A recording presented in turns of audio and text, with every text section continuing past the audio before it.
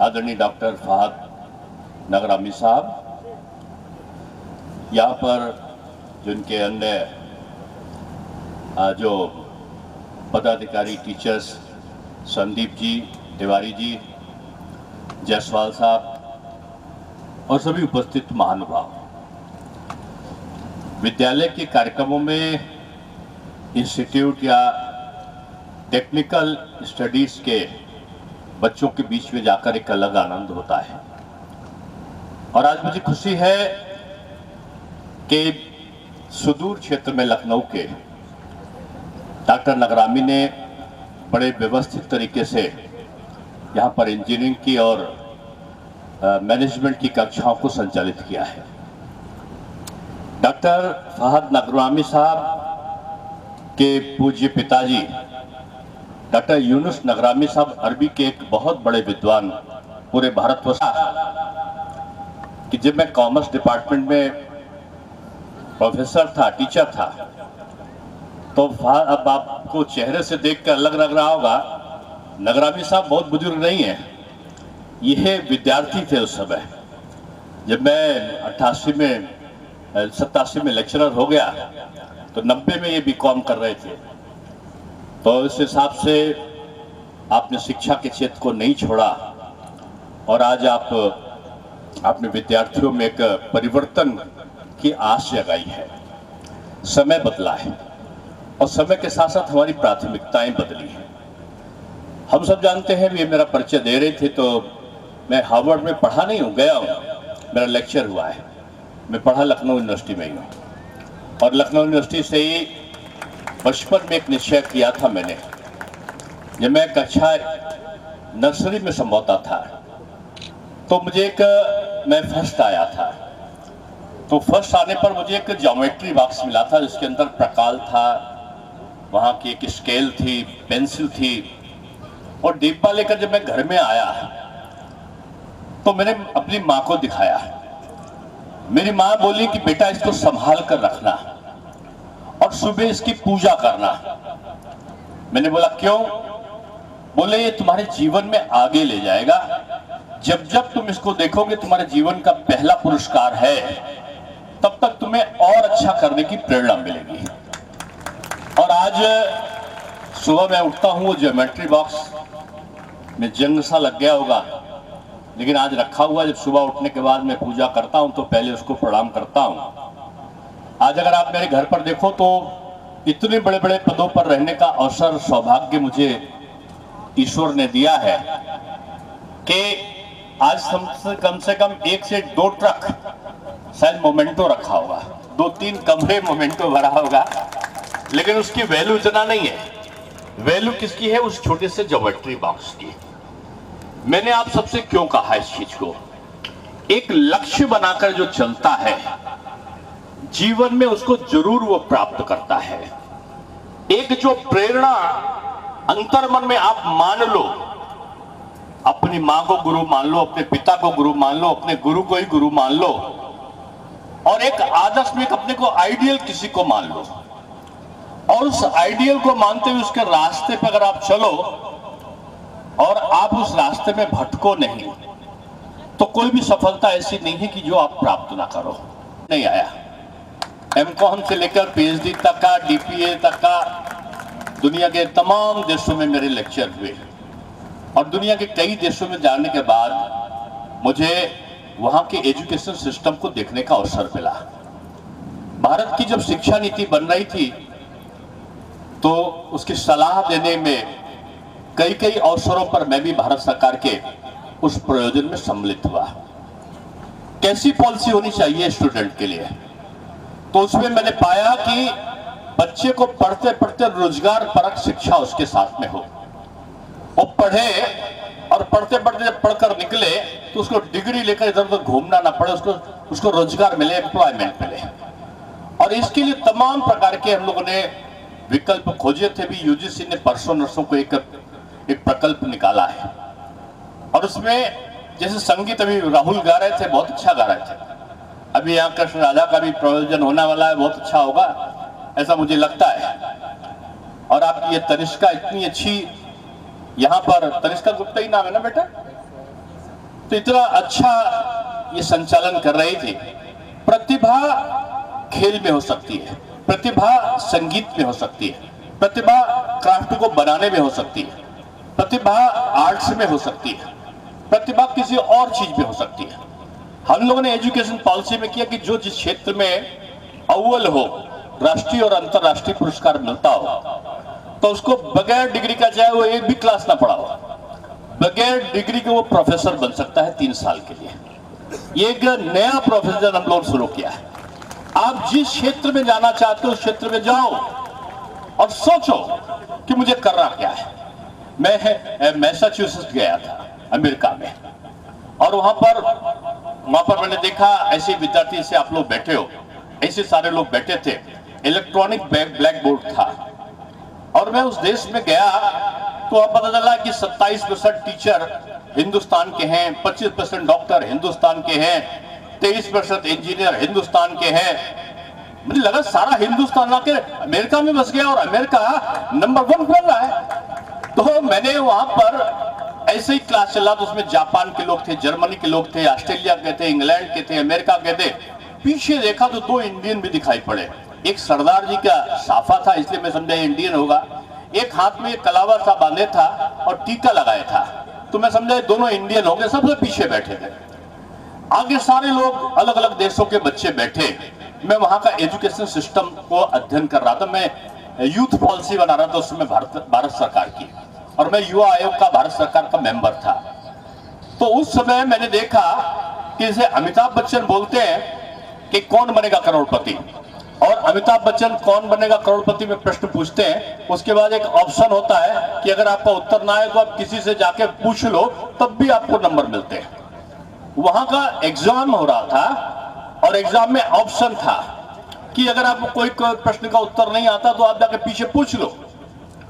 तो वो उस समय मैंने देखा कि इंग्लैंड का, अमेरिका का, जर्मनी का, जापान का जो बच्चा आता था, कोई प्रश्न होता था, नहीं आता तो पीछे जाता था, और जो हिंदुस्तान के 2 बच्चे दिख रहे थे उनके कान में कुछ पूछता था और आके बता देता था।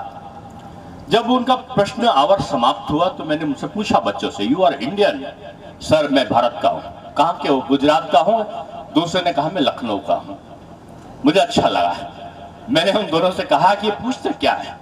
बोले सर 10 साल पहले जब आते थे तो ये अमेरिकन चिल्लाकर बोलते थे कि इन भूखे नंगे इंडियन से बचकर रहो, कहीं हमारा भोजन ना खा जाए।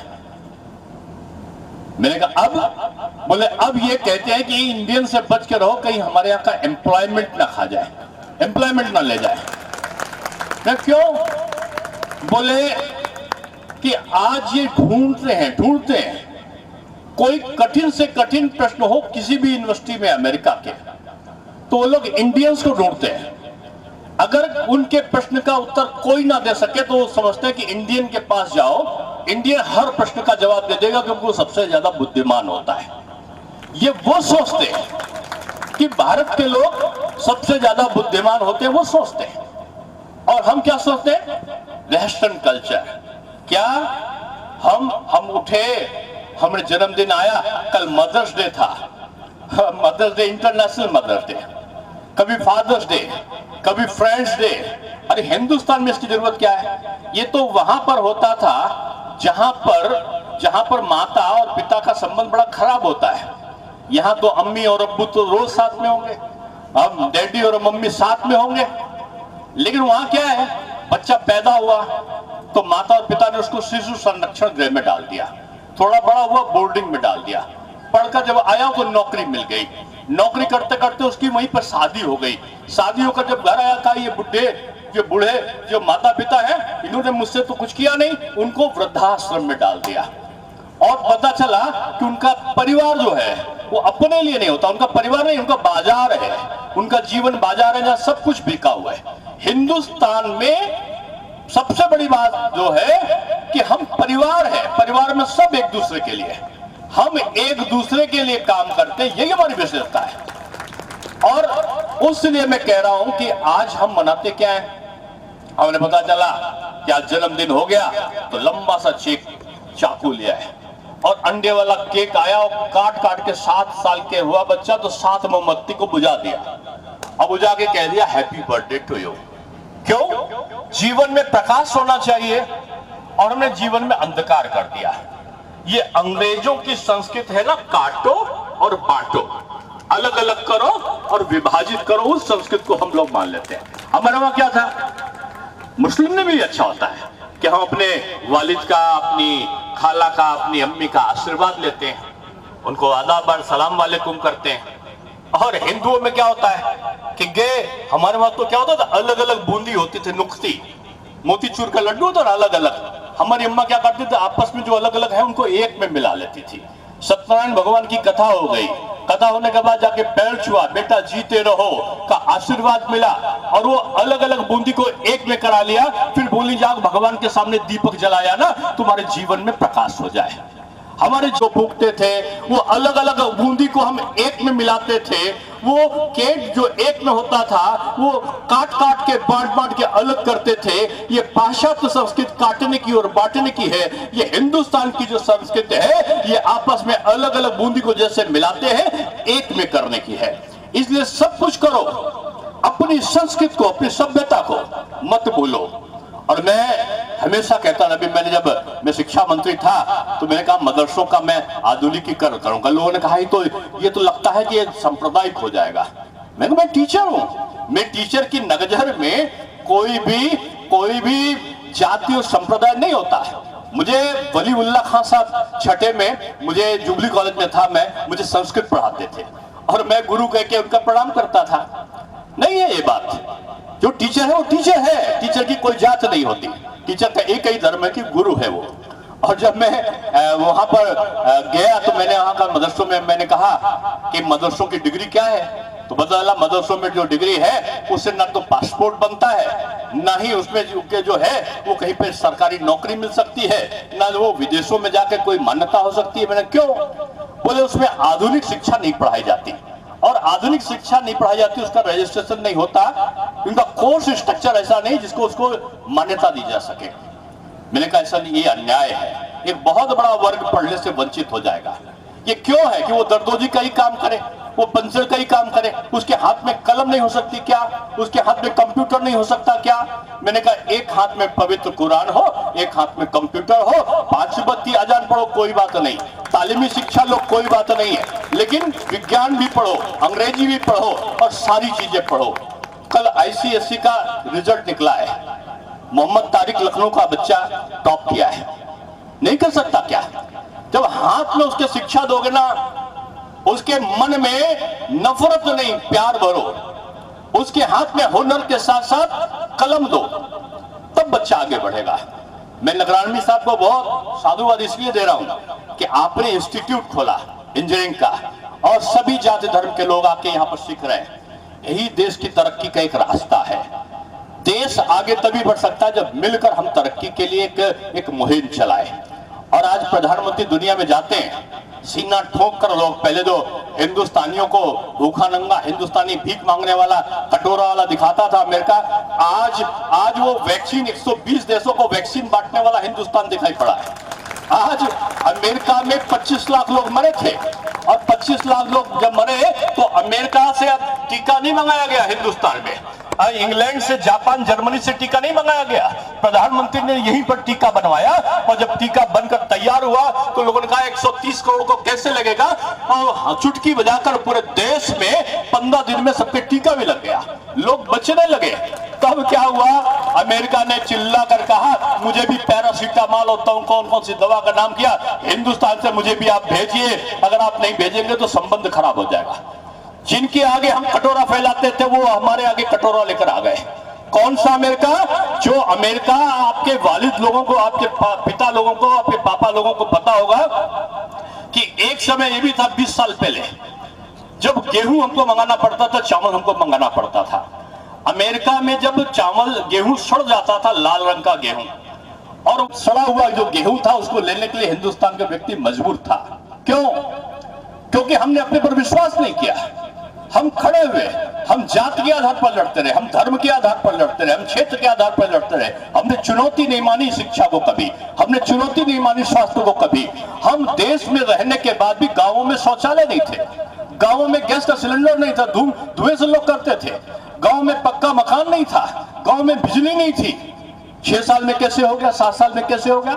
मैं प्रचार करने के लिए नहीं आया हूं। आज गांव गांव में बिजली लग गई है।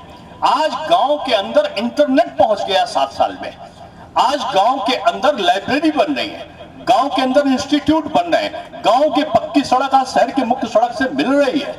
और तो और गांव के बच्चे निकलकर देश में राष्ट्रीय अंतरराष्ट्रीय स्तर पर जा रहे हैं। हमने अपनी शक्ति को पहचान लिया है और इस शक्ति को बांटने की जरूरत नहीं है। क्यों? क्योंकि चुनाव आते हैं ना, तो धर्म के आधार पर, जाति के आधार पर, क्षेत्र के आधार पर हम सब बट जाते हैं।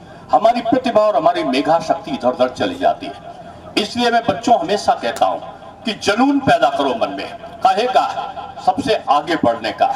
और सबसे आगे बढ़ने का एक तरीका यह है कि हम उसको पीछा करने के लिए जबरदस्ती कर दें। दूसरा बड़ा तरीका है कि हम बड़ी लकीर खींच दें, हम उससे ज्यादा अच्छे नंबर पाए, हम नई चीजों को रोज सीखें और नॉट टू बी डिस्करेज्ड। हम कभी हतोत्साहित ना हो, हम इंथुजियाज्म, जो हमारा हमारा उत्साह है, जो हमारा करेज है, साहस है, उसके साथ हम आगे बढ़े। और जो डिटरमाइंड गोल्स एंड ऑब्जेक्टिव्स है हमारे जो पूर्व निर्धारित लक्ष्य है, उनको निर्धारित करो। लक्ष्य छोटा नहीं करो। अब्दुल कलाम साहब से मैं काफी, उनसे मेरा प्रेरणा मुझे उनसे मिली, मैं मिलता था उनसे। उन्होंने कहा कि छोटा गोल मत बनाओ, लक्ष्य बनाओ, बड़ा बनाओ और उस बड़े लक्ष्य के पीछे भागो। वो अखबार बेचते थे और अखबार बेचते बेचते वो मिसाइल मैन बन गए। अब मिसाइल मैन बन के वो भारत के राष्ट्रपति बन गए।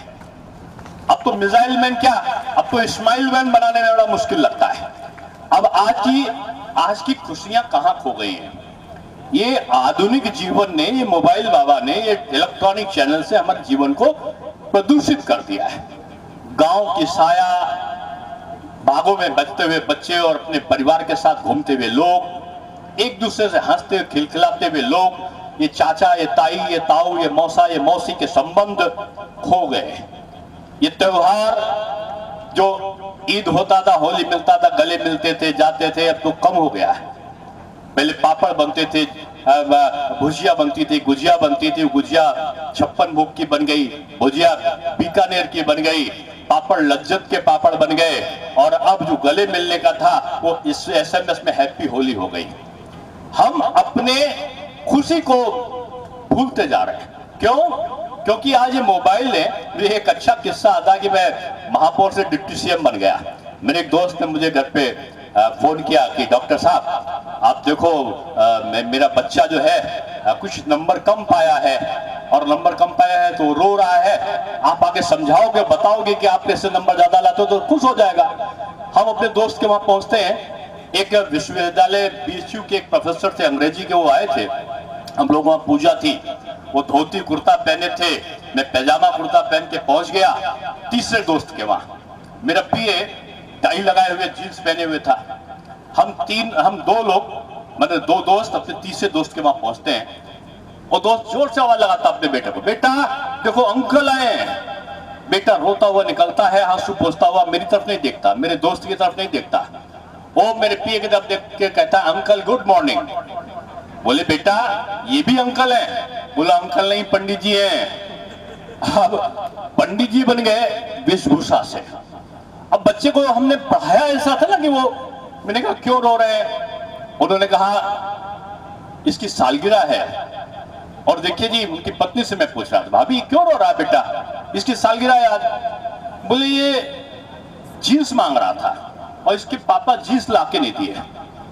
तो मैंने कहा जीन्स तो नहीं पहने हैं। बोले नहीं भाई साहब, ये वाली नहीं चाहिए थी, मुझे वो सी चाहिए थी। मैंने कहा कौन सी? फटी वाली जींस? बोले हाँ भाई साहब वही वाली कह रहा था। तब मुझे बचपन का याद आया। मैं जुबली कॉलेज में पढ़ता था, मैं साइकिल से जा रहा था और साइकिल से जाते जाते वो चैन में मेरी पैंट फंस गई, पैंट फट गई। घर आया, पिताजी के सामने रोते हुए बताया मेरी पैंट फट गई है। मेरी माँ बोली कि देखो जी, इनको कल इसको नई पैंट ला के दो। पिताजी बोले, मेरी माँ को बोलते थे बहू साहब, बोले बहू साहब इसको सिलवा लो, सीम लो। मेरी माँ रोने लगी। आज ये जमाना आया कि मेरा बच्चा फटी पैंट पहनेगा, ऐसा दिन नहीं, चाहे जो हो जाए, मुझे आज नई पैंट लेना है। वो रोने लगी कि फटी पैंट नहीं पहनेगा, सिली हुई। लेकिन अब वो जमाना था जब माँ रोती थी कि फटी पैंट नहीं पहना। आज वो जमाना आ गया कि माँ इसलिए रोती है कि बेटा वो वाली पैंट नहीं पहने। समय में आधुनिकता का प्रवेश है, ये गलत चीजें नहीं है, पहनावा गलत नहीं होता है। मानसिकता और सोच, नकारात्मक सोच, वो भी ठीक है, ये भी ठीक है। हम इस सोच को कैसे सकारात्मक ले जाएं? हम आधुनिकता के साथ साथ अपनी संस्कृति और संस्कार को नहीं भूलें। सफलता की यही कुंजी है। आज विदेशी हिंदुस्तान में आकर सीख रहे हैं और हम विदेशों में जाकर सीख रहे हैं। इसलिए मैं नगरामी साहब का, क्योंकि यूनिस नगरामी साहब आपके वालिद साहब अपनी शेर और शायरी में हिंदुस्तान के रचे बसे संस्कृत का वर्णन करते थे। और पूरा यूनिवर्सिटी जब स्टाफ क्लब होता था, हम लोग तो बहुत जूनियर थे उनसे, तो उनको स्टाफ क्लब में जब चाय आती थी तो चाय आने के पहले नगरामी साहब की कुछ गजल, कुछ उनकी शायरी ये हुआ करती थी और उसमें देश की एकता और तरक्की वहां पर बसा करती थी। इसलिए मैं आपको साधुवाद दूंगा नगरामी साहब कि आपने अपने पूर्वजों का ख्याल करके इस प्रकार से शुरू किया है। बहुत साधुवाद दूंगा। आप सबने मुझे बुलाया है और मुझे बोलना था टेक्निकल एजुकेशन पे, लेकिन बच्चों को देखकर मेरे मन में हमेशा आता है कि आगे बढ़ने की जो तमन्ना है उसको बुझने मत देना। मन में इच्छाओं का स्वप्न जरूर आना चाहिए, लेकिन स्वप्न के दाएं बाएं होने की जरूरत नहीं है। उसके पीछे भागो, सकारात्मक दृष्टि लेकर भागो और देखना पॉजिटिव थिंकिंग आपको एक बड़े लक्ष्य की तरफ जरूर ले जाएगी। मैं आज इस इंस्टीट्यूट में आपको संबोधित करके जा रहा हूं। हो सकता है 5-7 साल बाद यहीं के इंजीनियर्स, यहीं के मैनेजर्स मुझे देश के बड़े बड़े स्थानों पर मिले। मेरी शुभकामनाएं आप सबको है कि आप आगे बढ़ो और आगे बढ़ के अपने घर का, अपने जिले का आप नाम रोशन करो। मेरी शुभकामनाएं हैं।